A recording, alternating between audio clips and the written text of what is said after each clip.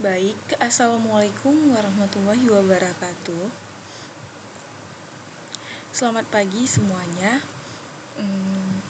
Pada pagi ini, saya Julia Kemala Flora dengan NPM 22011030 ingin mempresentasikan hasil PPT yang saya buat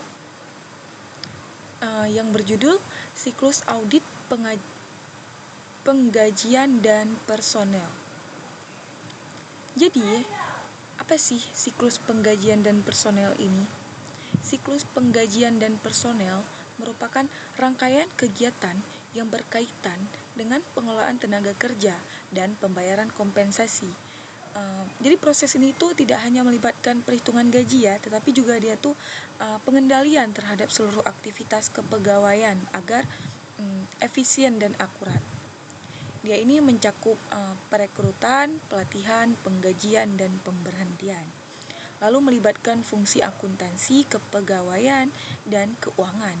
Lalu juga menjadi bagian penting dalam sistem informasi akuntansi. Selanjutnya ada tujuan siklus penggajian. Apa sih tujuan siklus penggajian ini?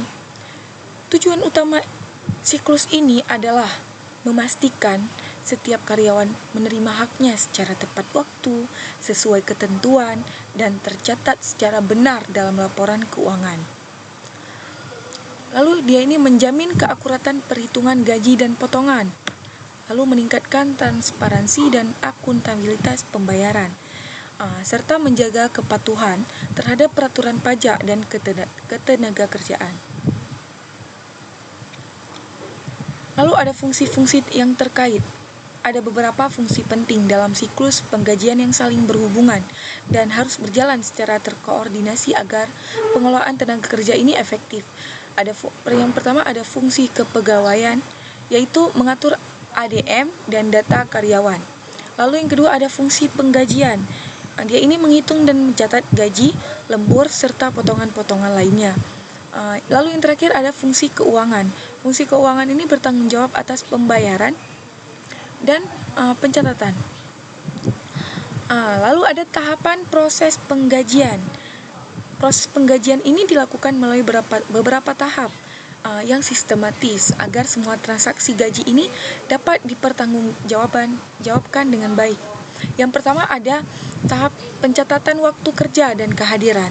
Yang kedua ada perhitungan gaji bruto dan potongan. Yang ketiga ada persetujuan dan otorisasi pembayaran. Yang keempat ada distribusi gaji kepada karyawan. Dan yang terakhir ada pencatatan ke dalam sistem akuntansi. Selanjutnya ada dokumen dan catatan yang digunakan. Dokumen ini menjadi bukti administratif dan akuntansi dalam proses penggajian. Keakuratan dokumen menjamin keabsahan pembayaran yang dilakukan.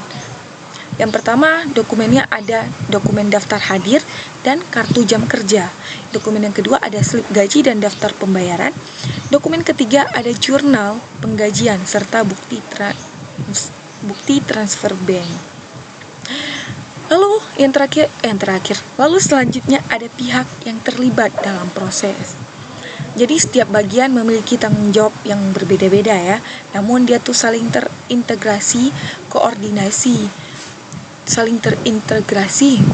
Koordinasi antar bagian menjadi kunci keberhasilan sistem penggajian. Pihak yang pertama ada bagian kepegawaian. Bagian ini memelihara data dan status karyawan. Lalu ada bagian penggajian, menghitung dan mencatat total gaji. Yang ketiga ada bagian keuangan. Pihak ini mengatur pembayaran dan pelaporan. Lalu ada pengendalian internal. Sistem pengendalian internal dirancang untuk mengurangi risiko kesalahan dan penyimpangan dalam proses penggajian. Tujuan pengendalian ini ialah agar hanya transaksi sah yang diproses. Jadi transaksi yang tidak sah ini tidak akan diproses gitu.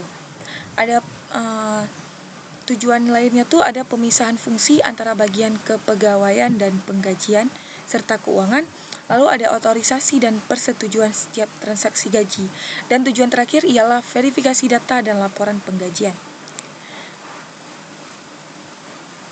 Selanjutnya ada tujuan tujuan tadi kan juga tujuan, ini juga tujuan.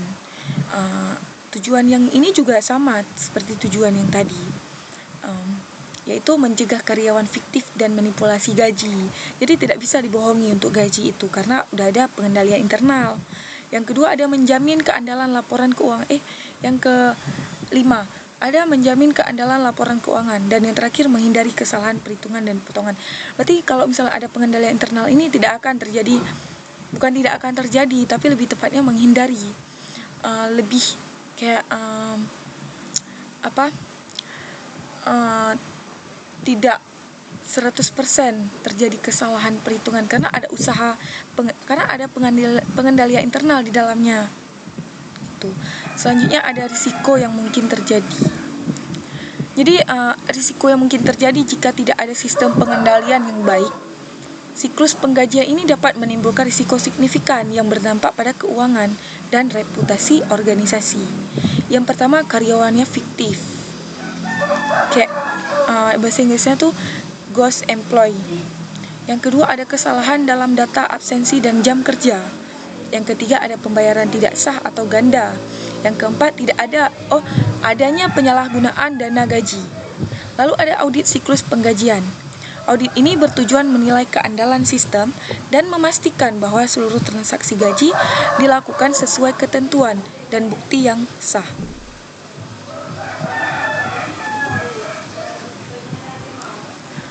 Lalu yang pertama ini auditor siklusnya tuh auditor melakukan evaluasi terhadap sistem pengendalian internal.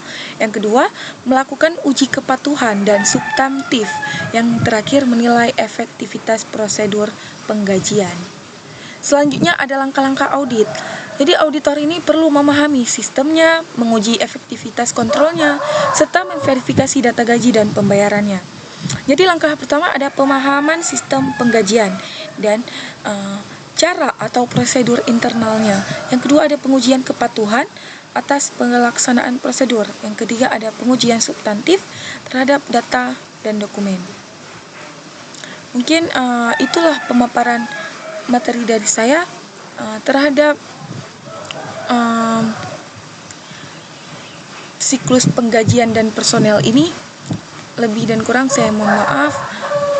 Saya ucapkan terima kasih dan assalamualaikum warahmatullahi wabarakatuh.